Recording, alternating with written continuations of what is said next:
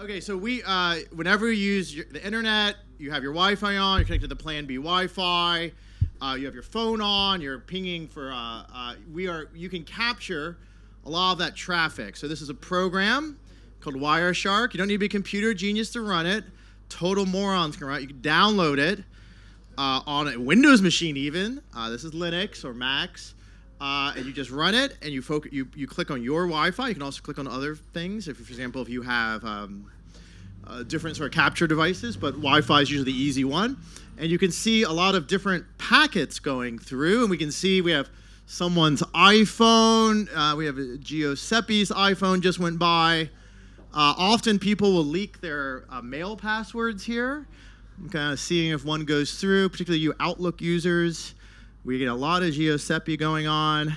So just you see, there's a lot of, this is just what's leaking in the background right now. So this is why we are giving this talk on privacy. And with that, let me hand off. Could you put the slides on to Riccardo?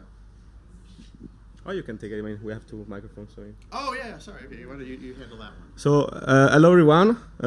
As you can see, privacy is a huge topic. So let me introduce myself. I'm Riccardo Masutti. I'm working for Bitfinex. I'm taking care of cybersecurity and privacy. Here you can find all my social media accounts and my PGP key to verify my identity. And if you want to write me in a confidential way, feel free to do it. And I'm here with Harry. Yeah, so I'm the CEO of NIM. We build mixnets. All my social media and my amazing fights with random people are there. I also have a PGP key and Telegram and all of that. So feel free to reach out anytime. So Bitcoin, if we talk about Bitcoin, we should focus on three different aspects of Bitcoin, like the network, the protocol, and the software. And Bitcoin and privacy is a really important topic. I don't know if you follow Nick and Adams and Paolo's speech. They keep saying that privacy is really, really, really important. So what we want to achieve today is to show you how easy it is to basically track people over Bitcoin, because Bitcoin can give you some privacy if you know how to use it in a private way. So yeah, we just wanted to show you how we could basically track what was happening and is still happening around us in this room with a simple program. It's called Wireshark. If you want to say something about it, Harry.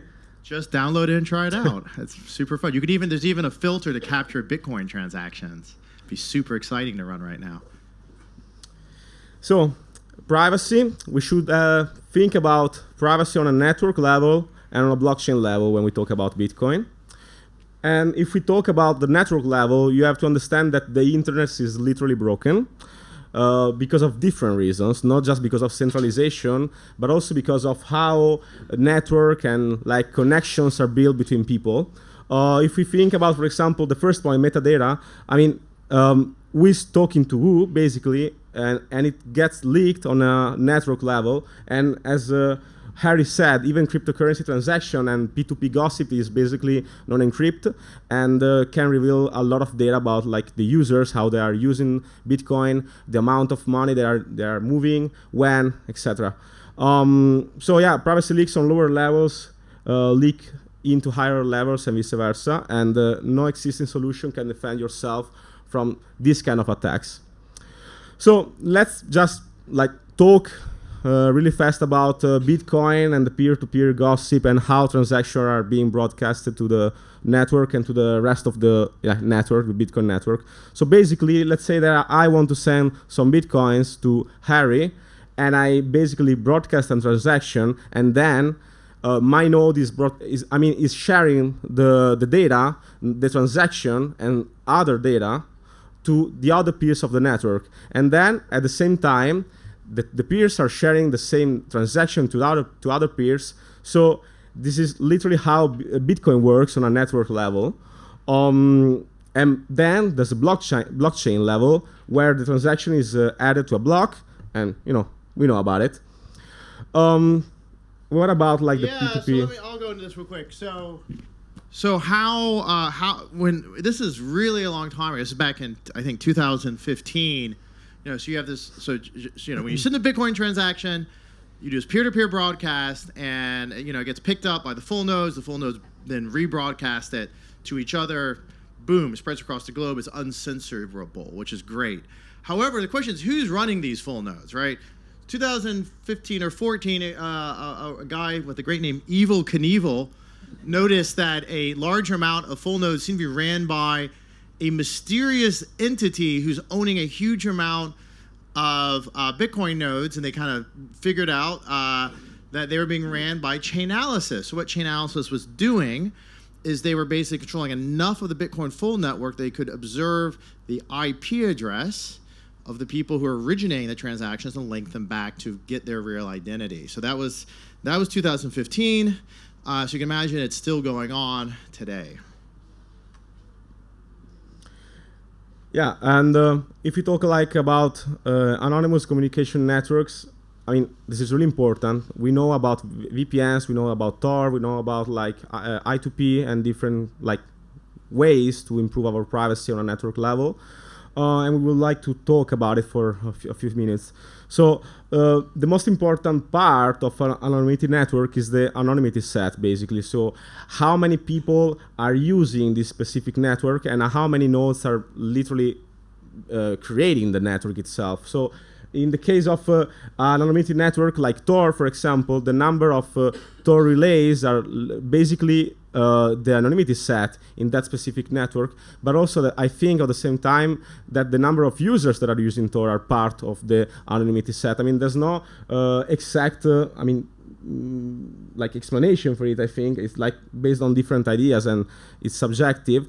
But again, anonymity set can only be as large as the users of a specific system. Sure, so the way to think about it, imagine there's someone with a God's eye view of the network. Could be the NSA, could just be your telco. Your telco sees all your communications coming in through your mobile phone, or if you're using a mobile phone, or your cabled home. They want to correlate, are you going to, I don't know what, some website they don't like, transacting with someone they don't like. They can basically use statistical correlation to figure that out. So you can measure how many people could possibly have sent a message, right? And you can also think about the entropy. So the entropy is how much information are you leaking by each type of message? Yeah, and the most simple example of a way to improve your privacy is with VPNs. The problem is that VPNs are literally trusted third parties. You have to trust a VPN if it's not your VPN, obviously. There are pros and consequences of using your own VPN and using a commercial VPN like Mulva, that basically is my favorite VPN that I'm always advising to people. And again, all your traffic goes through a single VPN through a single server, because usually VPNs are providing you different servers based on different jurisdictions or location around the world. You can even multi-hop with different servers just to improve your privacy. But at the end, if there's a single entity that is controlling all these servers, you have to trust them, basically. There's a lot of misinformation about VPNs, actually, I think, because people, they tend to say that if you use a VPN over an encrypted Wi-Fi, for example, it's helping. I mean, yeah, it's helping, but it's not perfect. But in any case, so it's still a trusted third party. Meanwhile, if you think about Tor is decentralized, is basically composed by different people. I even have a Tor relay. Actually, I have around 8 Tor relays right now, and I plan to run 50 more in the next 2 weeks, because right now Tor is being heavily attacked and DDoSed. But similar to VPN, with Tor, there are 3 hops by default. So it's not normally, usually VPNs are just one hop. There's just one hop and one layer of privacy between you and the server or the website that you want to reach. With Tor, there are 3 hops. And there's also a difference. You can use Tor to reach, for example, ClearNet websites, but you can reach Tor to reach Tor Onion services, which is even better, because you are not using exit relays that usually are the most important part of a Tor circuit. Again, works well. There's no central authority like a VPN, but for example, right now, Tor is, you can't use it. It's so slow. Even Lightning Network nodes, if you think about Lightning Network, 80% of Lightning Network nodes are being run just on Tor, and they are not routing anything because it's so slow. It's being attacked heavily. And I know that Harry is working on something else, which is really cool, which is NIM. Yeah, so I'll walk into this. So NIM was proposed by David Chaum. You're going to see the original paper from 1981. That's it. Untraceable electronic mail return addresses and digital pseudonyms. That's where NIM servers, where our company's name comes from. But the way you think about a mixnet, so it's an older concept than Tor, and they say, well, encryption hides the data, right? So I want to hide the content of my message, but if I sent Riccardo a message, an enemy could still observe that I'm talking to Riccardo. And that could be very bad, right? You can predict Riccardo, you can see the flow of messages back and forth, you can predict behavior and learn information from that. So this is the metadata, it's the data about data. And the question is, can we eliminate data? So this is removing things like the time the message was sent. Not just from the headers, but actually not, sending the message at a time. So if you're observing the network, you wouldn't know the timings would be changed. The way I think about it is every time I send a packet, send out a time, has a certain number of sizes, broken so much in UDP or TCP/IP land, that's like a fingerprint, right? That can identify your stream of traffic. A mixnet is a very dumb way to solve this, but it does work. Insofar as what they do is they take all the messages. It's a bit like a mixer from Bitcoin, if you know what that is, but if you don't, we'll get that in a second. It mixes the messages, shuffles them like a deck of cards, and then kind of basically once it's got enough messages or enough time has passed, it resends them. So the next slide real quick. So this gets you a few nice properties. It gets you unlinkability. So that means that one really interesting question is, what is privacy, like philosophically? And it boils down to the hardest form of privacy, like Bitcoin is the hardest form of money.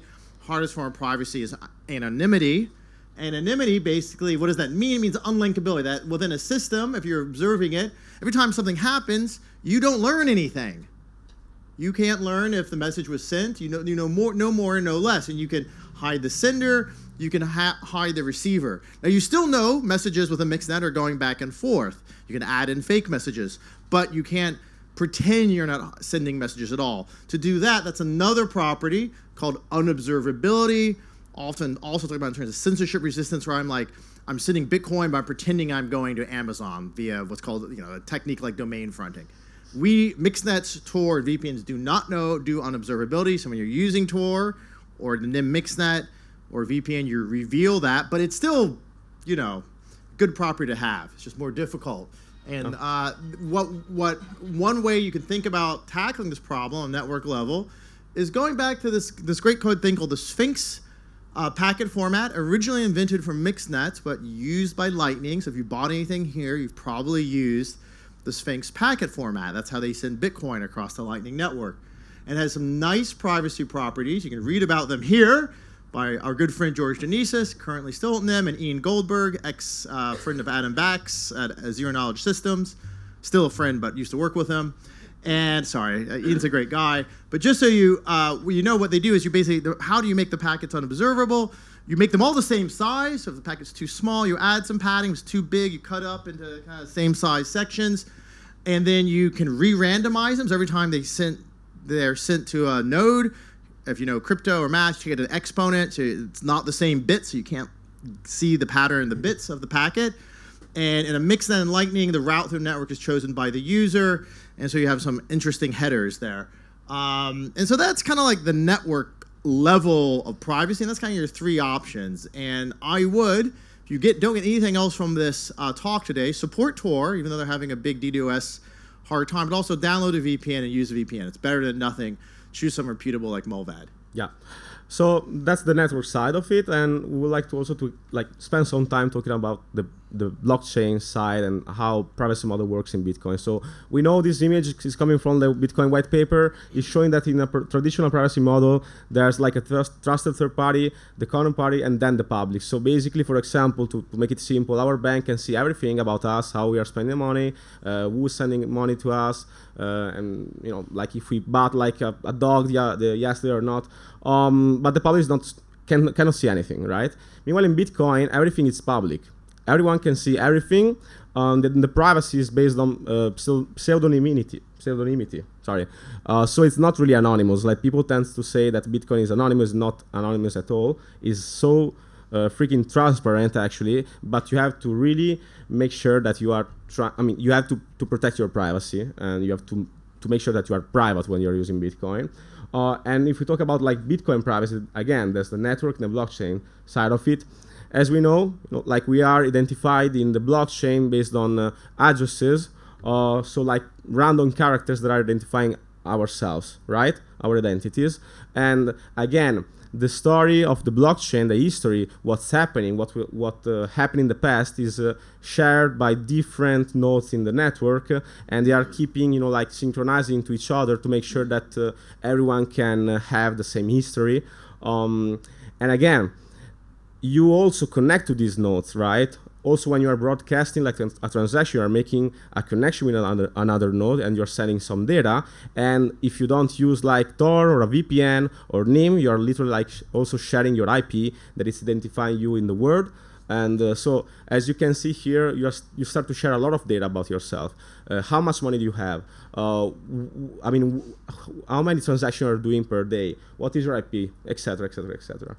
And again, but privacy is not just about what you do, but also what you say to other people. Because if you say that you're a Bitcoiner, or if you say that you did this yesterday and we will do that tomorrow, then you start to really help potential attackers that wants to learn something about your usage of Bitcoin. And if you want, continue, Harry. Yeah, so the way you want to think about it is that then you can have these like multiple levels of leakage when you use Bitcoin or this internet in general. So again, I can like leak my IP address. We saw how that can be detected via software like Wireshark, not using a VPN, not using Tor, not using a mixed net. And then you can also leak, you can leak your donation, you can leak your Bitcoin on the blockchain, you can leak your signature, and then that adds to a larger privacy problem. It lowers the scope of people that could possibly be behind a transaction. So here's another example. If you want to discover who is buying this, let's say a bad newspaper, something very cancelable, I don't know what that would be, but imagine, you can see who's basically sending money, who's buying newspapers, you get their personal data, you can combine these things and kind of associate personal data with particular purchases, i.e. the name and address of a person which bought whatever very cancelable item this newspaper is. So it's pretty dangerous. Yeah, and again, like one of the rules behind Bitcoin is that every transaction has to basically transactions are linked to previous transactions. So every time that you're using an address and you're sending like a transaction, you're creating a transaction and broadcasting it, basically you're also revealing what you did in the past with a specific address, or what you will do in the future as well if you will reuse that address. And again, pseudonymity is cool because there's no like written Riccardo Masutti did this, did and that. But again, if basically you are doing like KYC somewhere, or you are connecting this address with your name and surname, then it becomes a problem, right? And again, with a bank, no one can see what you're doing. With Bitcoin, if you don't protect your identity and you're connecting your real name or your IP to a specific address, or like to a wallet, let's say, then it can be a problem. So let's talk about also like blockchain privacy and the attacks. So there are some heuristics. So like tracking Bitcoin users is not like a perfect science. You have to use you have some heuristics, and you can start to think, and there are so many different things that you have to consider when you talk about like blockchain privacy. So let's say for example, common input your ownership heuristic. So usually when a transaction in Bitcoin has multiple inputs, we can be almost sure, but not 100% sure, because then there are some specific transactions that every input belongs to the same person. So that's something useful that we can use to track people's habits in Bitcoin. Also, change addresses. So Bitcoin is basically it's based on a UTXO model, right? So when you're creating a transaction, if you are sending, for example, 0.8 Bitcoins, and you have 1 Bitcoin as input, then you will create a transaction with 2 outputs. And like the receiver will get 0.8 bitcoins, but you will create another output that belongs to yourself, which is 0.2 bitcoins. And in this case, the receiver can keep tracking your usage after this specific transaction, and not only the receiver but everyone in the world, because again the blockchain is transparent. Wallet fingerprinting, because like wallets are behaving in a specific way. So if I know that Electrum is behaving in a specific way, or Wasabi, or I don't know, Blue Wallet, or whatever it is, like they are pretty different to each other. And if I know the differences between the wallets, then it's easier for me to attack you and to track you. Round numbers, this is really important. Most of the people, unfortunately, they keep thinking, in round numbers. So in a specific transaction, if I see that there are like two outputs, one with like 0.20000, and then like 0.12364, etc., then it's easy to think that the 0.2 Bitcoin is the money that the receiver is getting. So while the other output is the change address. Or an unnecessary input heuristic. That's something that some wallets are doing. It's like not common, but it can happen. Or sending to a different script type. So addresses are different, right? There are legacy addresses, script addresses, back32 addresses. Like addresses that are starting with 1, with 3, with BC1. Wallet bugs. Except payment amounts. For example, if I don't create change, I might think that you are literally sending money to yourself, right? If you're not creating change. So again, these are just heuristics. And then the worst one is address use. And again, the problem is that every transaction is followed by another transaction. So it can be a problem if you're making a lot of mistakes. And as I said before, since there are different addresses, then it's even easier to track and to cluster people in the blockchain. You have to visualize like different addresses and different information in the blockchain, like different shapes, like rounds, triangles, etc. So on the left side, it might look really, messed up, right? But you can literally cluster people. You can cluster addresses. You can cluster wallets. You can cluster fees, round numbers, a lot of different things just by looking at public data and transparent data on the blockchain.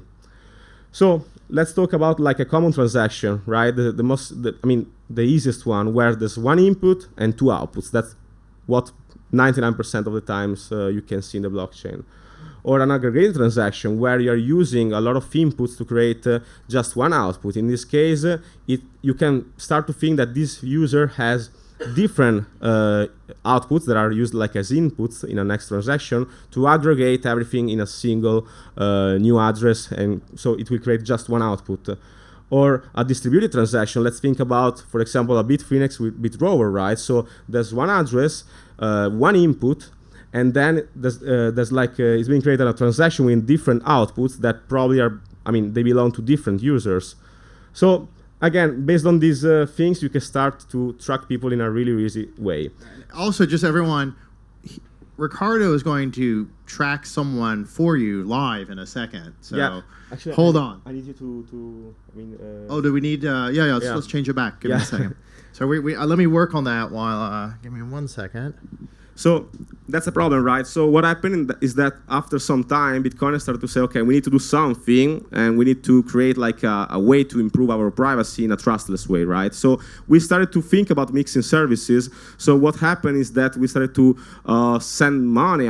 I didn't because I don't have Bitcoins, but some people started to send money to like these centralized mixers. And again, you have to trust them. So they might work for a while, they might help your privacy, but after a while, like this is money, so they just disappear, or they might be honeypots, or God knows why. What you have to trust them.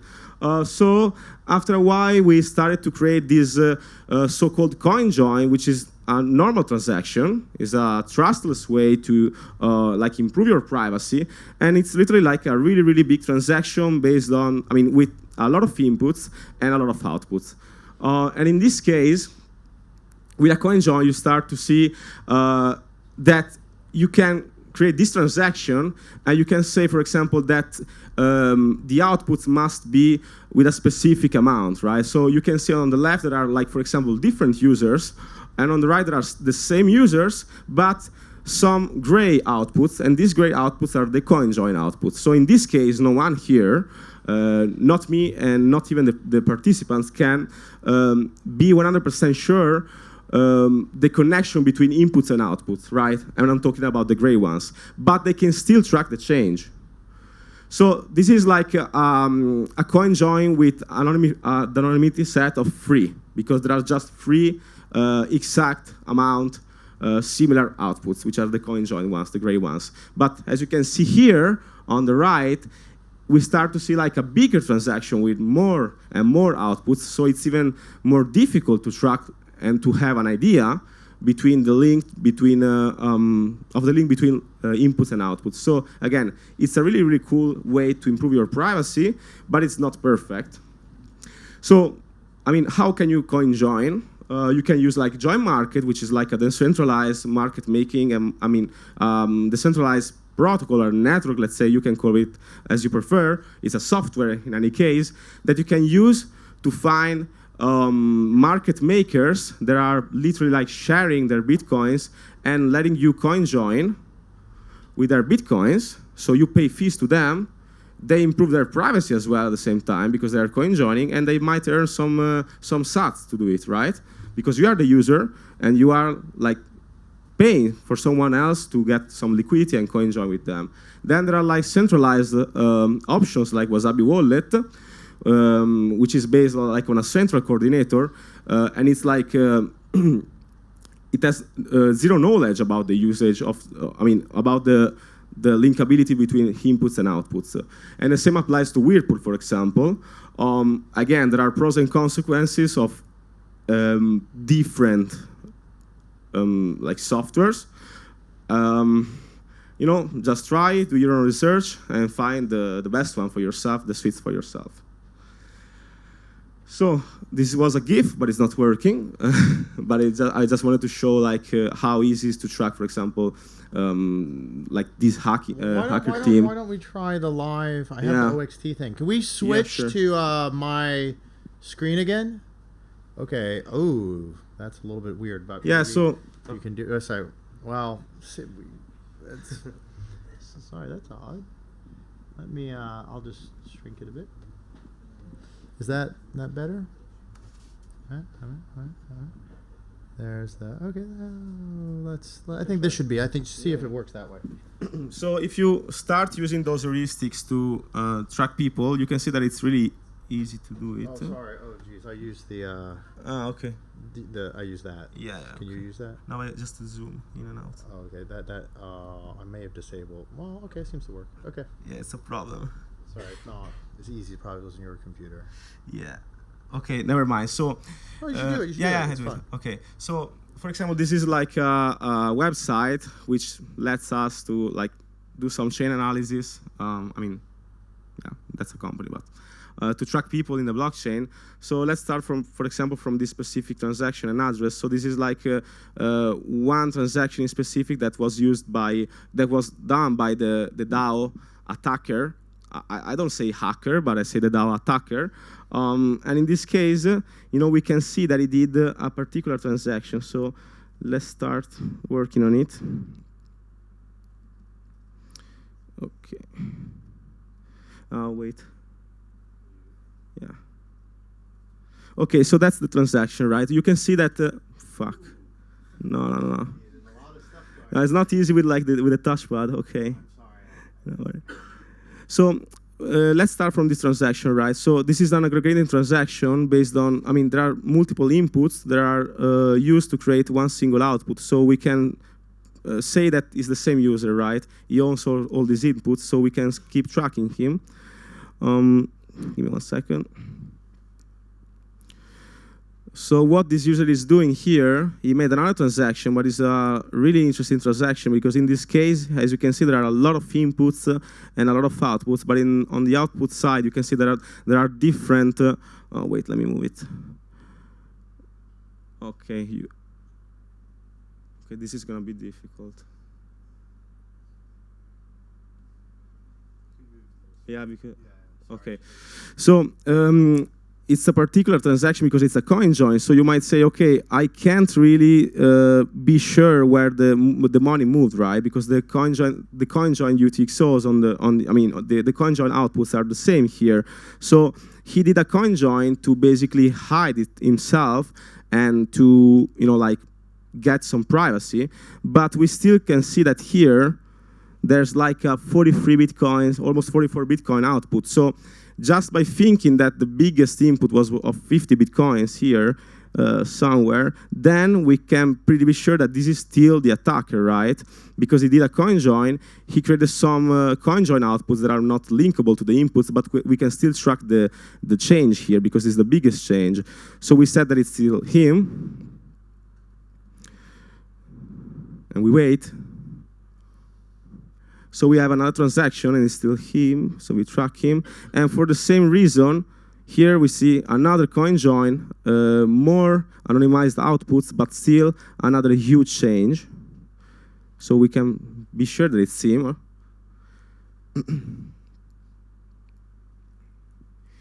So we wait, and he did another one here somewhere. Okay, so it's him. That's another coin join. So he's doing a lot of coin joins, a lot of remixes to like get some privacy. But again, there's the huge change here, huge change, and we keep tracking it.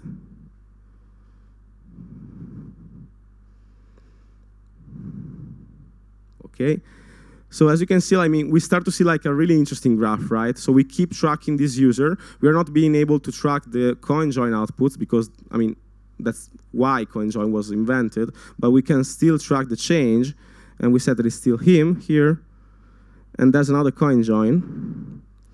But as you can see here, I'm looking for the biggest change output, and here we can see that there's like a anon 241 blah blah. So basically, this means that this tool clustered this specific address, and I will show you why, but now we can give it like an identity. We don't know, there's no like name and surname, obviously, but there's like an identity, and we call it like anon 241, etc., etc., etc. So we'll keep tracking him later. Okay, let's look for him.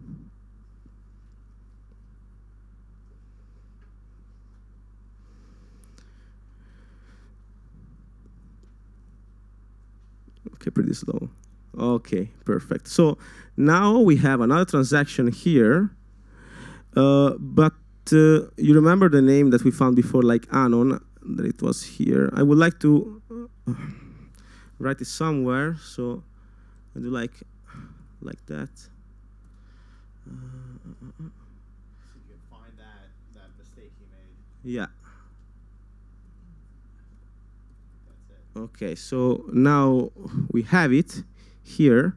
So we check what happened here.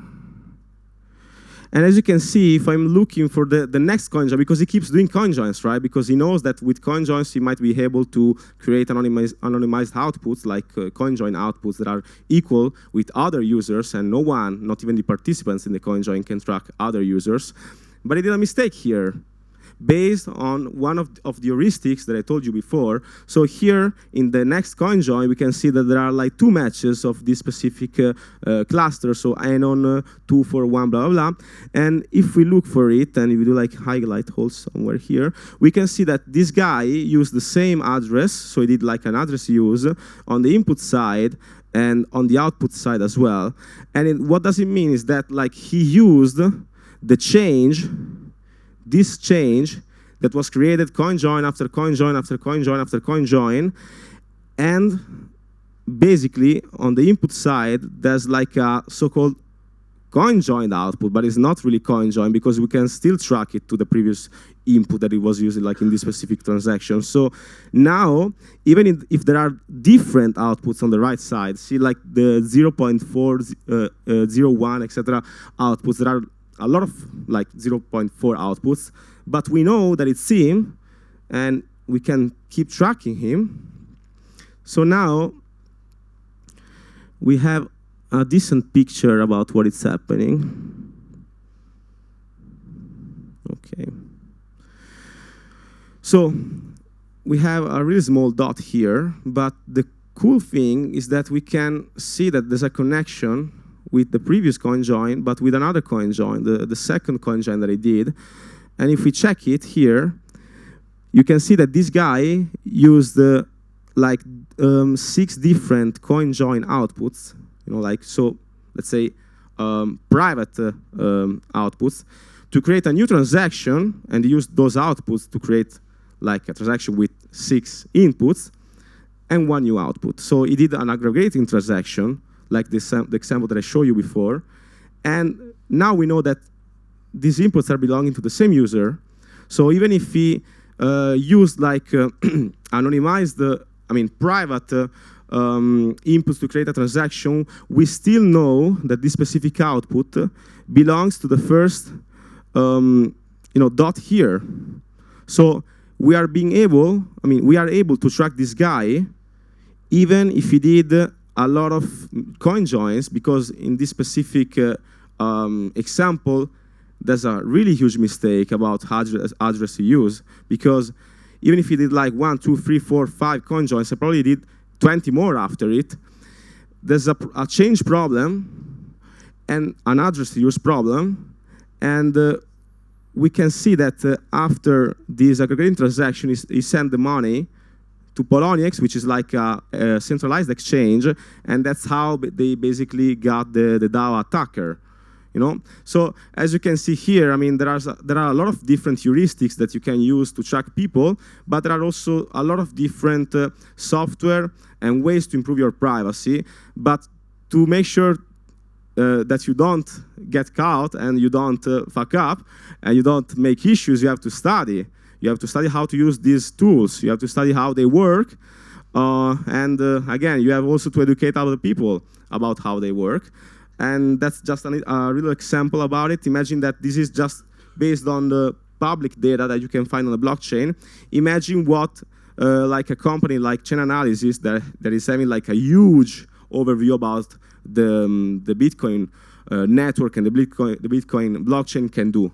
So you can do it by yourself. Imagine what you can do if you basically control like a really huge number of nodes in the Bitcoin network or in the Tor network, or like if you have money and time and people to do it all day long.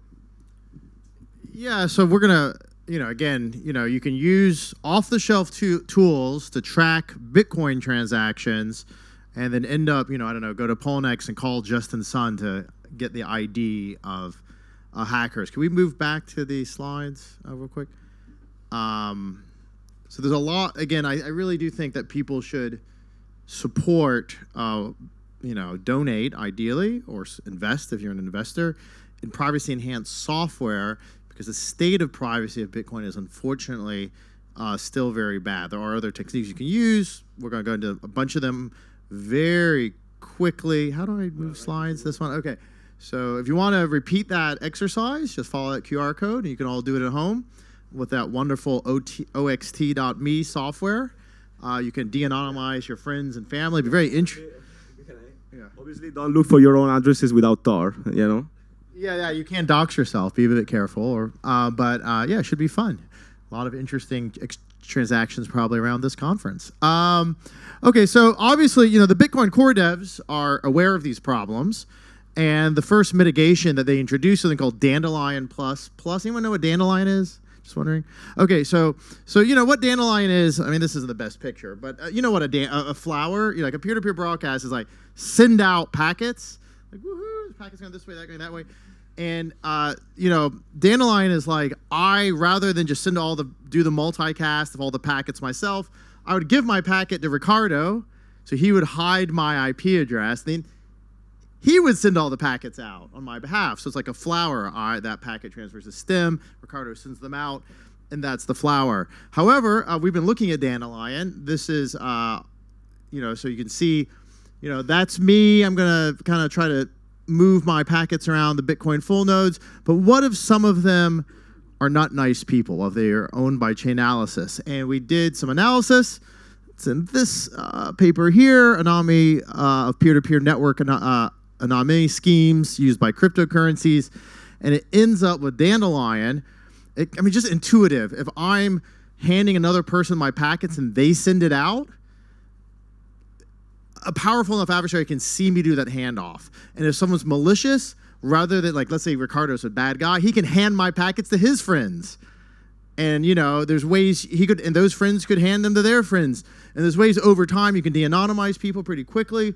I think, if I remember correctly, our stats say that an adversary that controls a quite small percentage of the nodes, I think it was, let me think, I think it was 30% or 15% can basically, even with Dandelion, can track you down to 1 of 8 possible senders really quickly. So that's not great. And unfortunately, because it's a peer-to-peer network, peer-to-peer is great for censorship resistance, but because you're dealing with a bunch of untrustworthy people and they may be looking at your packets and trying to de-anonymize you, weirdly enough, unstructured peer-to-peer networks, the larger they get, the attacks get worse, right, rather than better. You think if your crowd gets bigger and bigger, it's harder and harder to de-anonymize you, but because each packet can be treated differently, it actually becomes easier and easier over time. And this, unfortunately, holds... So the cool thing about the Lightning Network is that the Lightning Network does not put your transaction on chain, so Riccardo and now you can't de-anonymize you pretty easily. However, and, you know, I don't really need to describe how Lightning works, but, you know, you set up payment channels, and you go through these kind of hubs and Lightning nodes, and that's really cool. I think there was a talk on it earlier today. But there's, again, problems here because not enough people run Lightning nodes, right? So you have this problem where you have a massive amount of centralization of Lightning. So an observer, which controls, I think, it was pretty bad. I think 1% of some of the Lightning nodes can de-anonymize de-anonymize about 50% of the transactions that are coming through them. So it's not a perfect enemy system. Hopefully, so far, Lightning is ran by nice people. Hopefully, we hope. But please, if you want to use Lightning more privately, don't assume Lightning is fast. Don't assume it's private, and please run more Lightning nodes. So again, the analysis is here, and you know, again, the basic core concept with Lightning, you know, if the routing node is just like a VPN, but for money, right? So the routing node is in between. The routing node sees who's sending the money, sends who's receiving it. If they cooperate with each other, you're kind of screwed. Sidechains are an interesting concept. I'm quite a big fan of them. I think transparency and digital scarcity give a lot of value to Bitcoin. We want privacy. How do we get privacy and transparency? Well, you do a sidechain. Liquid is a sidechain that basically pegs in Bitcoin and pegs out Bitcoin, currently through a trusted federation, but I think it's going to move to more dynamic, untrusted federation pretty soon. Talked to Adam Back and Blockstream about that. But what's really cool about Liquid, which is not particularly well known, is not only is it good for high-speed trading. Oh, you can't really see this picture that well, but it uses what's called homomorphic encryption and stealth addresses to anonymize the payment amounts, right? So I don't know. Homomorphic encryption, you hide who's sending what amounts to other people. Stealth addresses, you hide their addresses. This does make chain analysis quite a bit more difficult. I know this because my company had to try to KYC AML some Liquid users, and we had to de-anonymize them, and we needed their cooperation. So it is tricky. So they could invest in us, so forth and so on.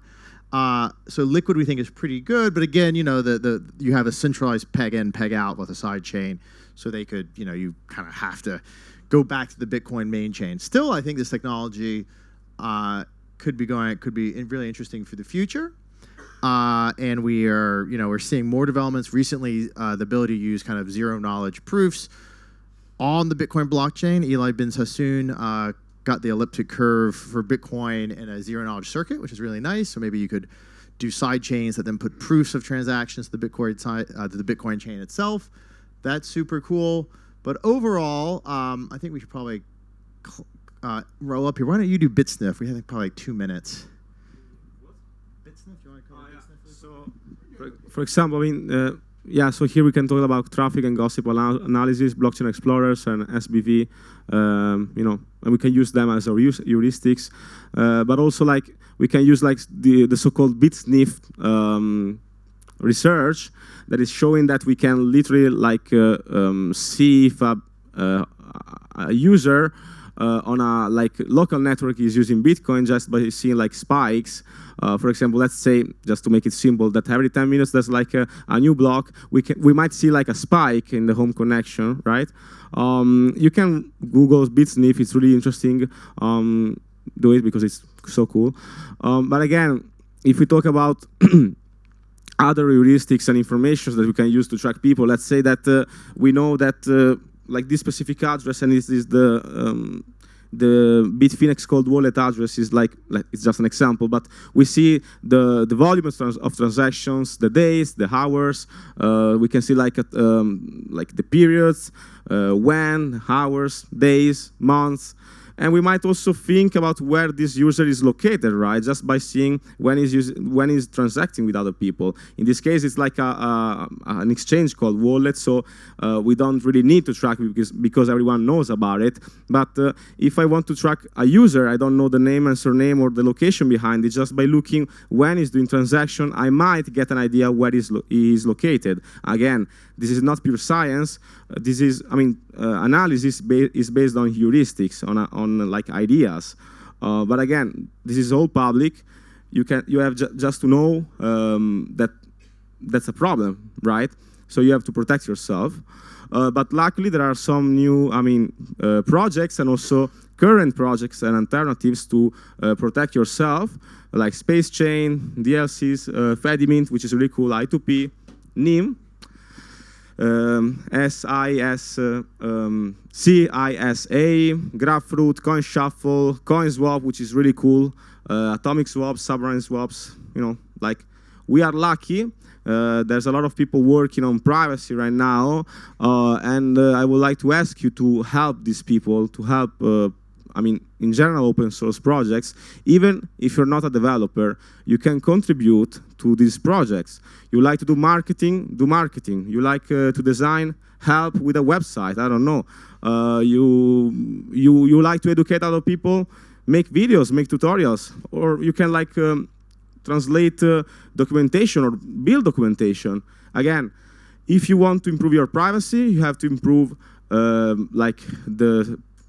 you have to help people that are building these tools. But again, even if you're not a developer, you can contribute and you can help yourself and other Bitcoiners. And yeah, you want to finish? Yeah, I'll say so. There are questions of a question we often get. So there's a bunch of future aiming stuff.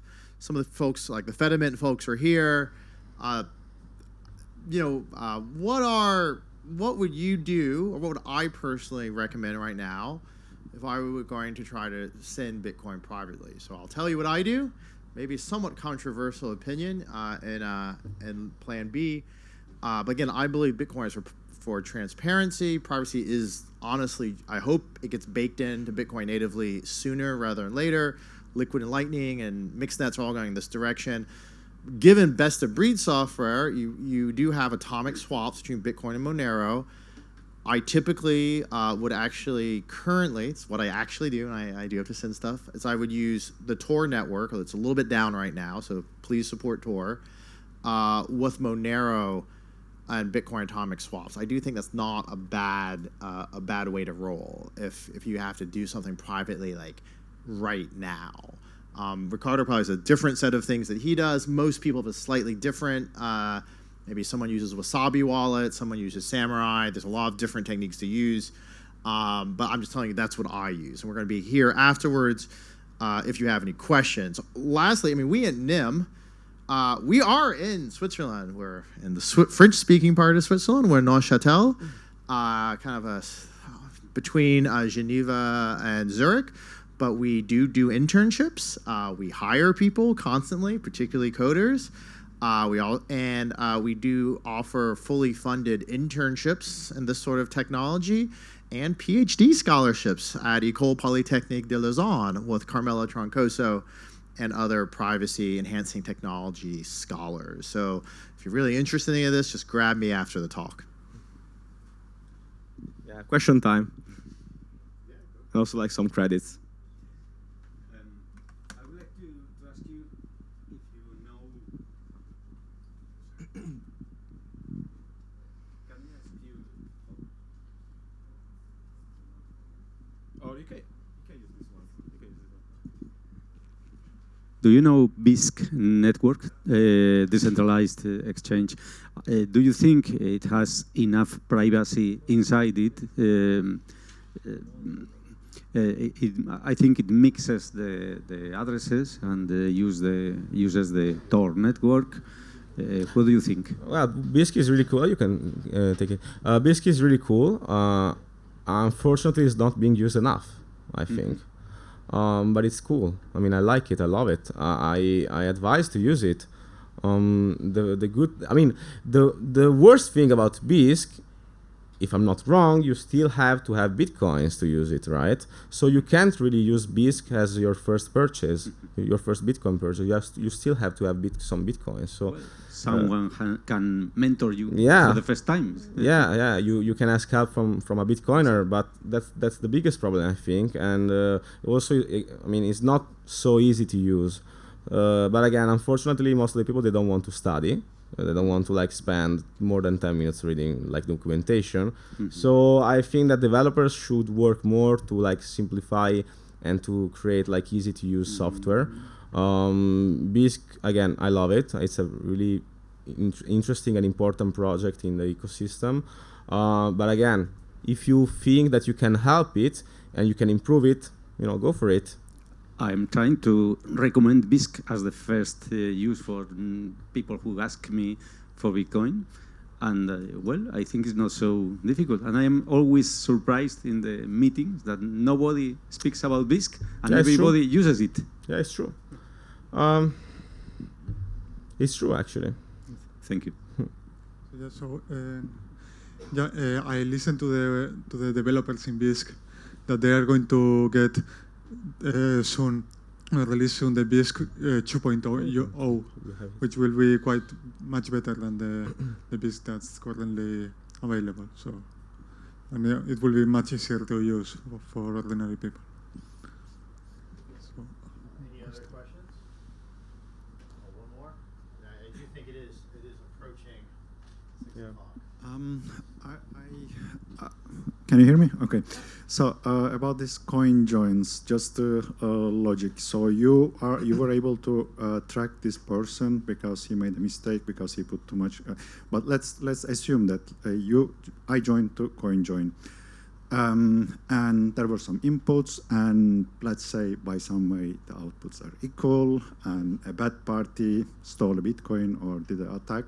And I was not aware. I want to keep my privacy. This person wants to launder his Bitcoin, let's say. And then you are not, in that case, with the equal outputs, you will not be maybe able to track it 100%.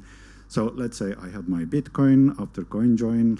By some way, I needed to change it back to the fiat. I go to any KYC exchange, let's say Poloniex as your example.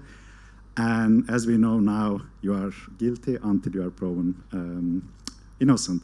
So this Bitcoin that I had is kind of tainted, right? So I might be in trouble because this coin join is kind of tainted, said, okay, there is a stolen Bitcoin involved, and I have to prove that I am not the party. Is my logic correct, or do I miss something? I think that if everyone would use coin joins, that exchanges are not accepting coin join Bitcoins would go bankrupt, right? So you say that basically exchanges, they cannot track coin join funds, but can they really track like funds coming from Liquid or funds coming from Lightning Network? No, right? So they might have some ideas. I mean, saying that coin join equals to like a criminal is so bad in my opinion. So when you are like receiving Bitcoins, you're not just looking the origin of Bitcoin, you're looking at the user, right? Where is he coming from? What is he doing? What's the volume of his transactions? So there are different, let's say, anti-money laundering checks that are being like checked in the background. I think that in the last years there was like a lot of misinformation about CoinJoin. I have no idea why, but actually we start to see a lot of businesses that are literally going bankrupt because they are not accepting Bitcoin CoinJoin funds. I will not say names, but it's a funny thing what happened a couple of months ago with a specific business, because I said it into, I was pretty angry with them, and I said, look, that's gonna happen, and it happened actually. But you say that like CoinJoin funds are tainted, right?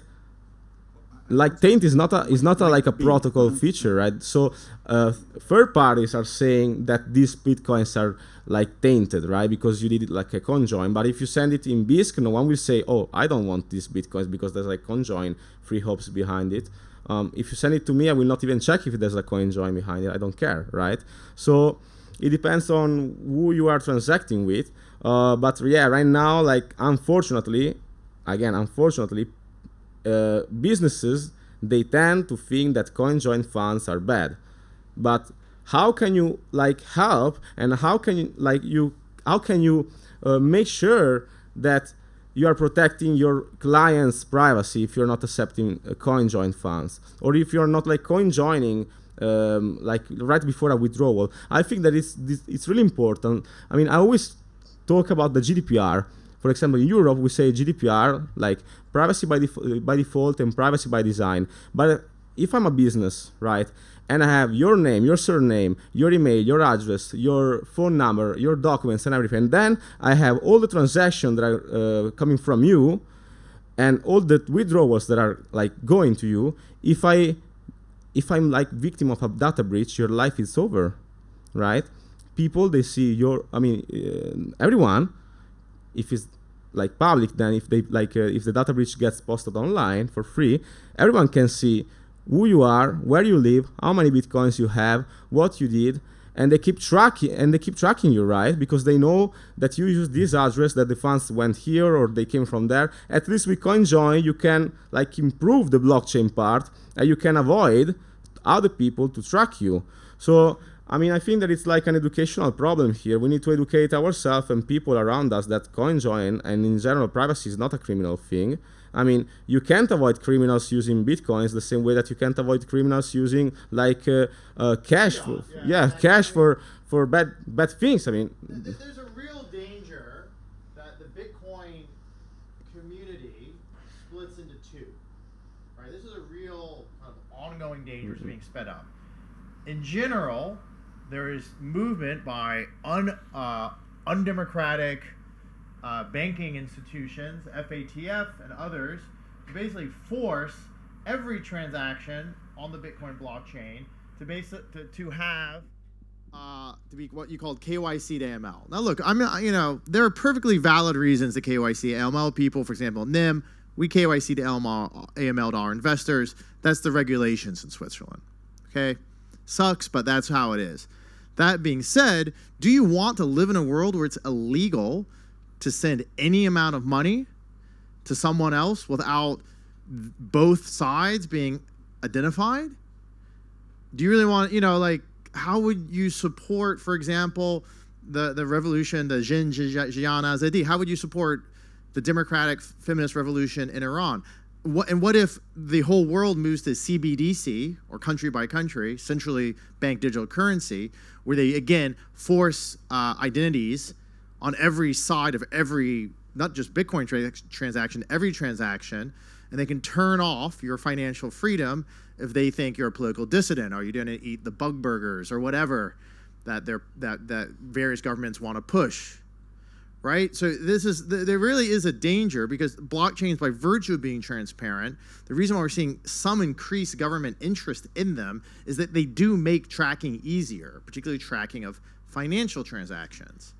Right? This is why we're having this push for centrally banked digital currencies.